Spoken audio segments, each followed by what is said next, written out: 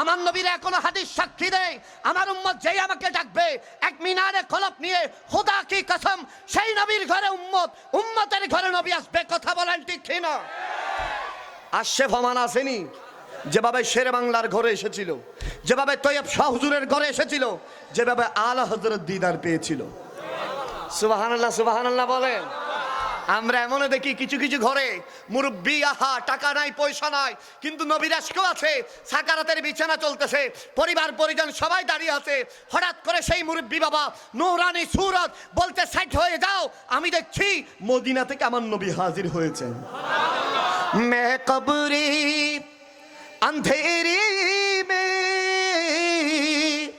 घबराऊंगा जब तन्हा, इमदाद मेरी करने आ जाना रसूल अल्लाह। आमीन बोलें।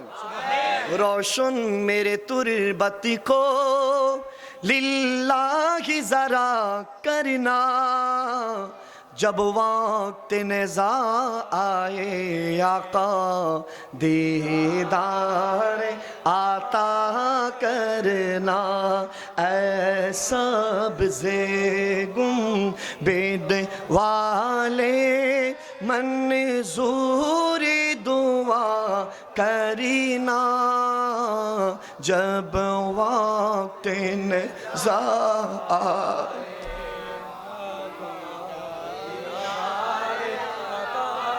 দিদারে আতা করেন। আল্লাহ, আমি গুনাহগার, আমার সাথে আজকে বহু জান্নাতের বাগানে বসে চোখের পানি ছেড়ে দিয়ে দুনিয়ার কোনো নায়ক গায়ে করে দেখার জন্য নয়, দুনিয়ার কোনো বড় পয়সাওয়ালাকে দেখার জন্য নয়।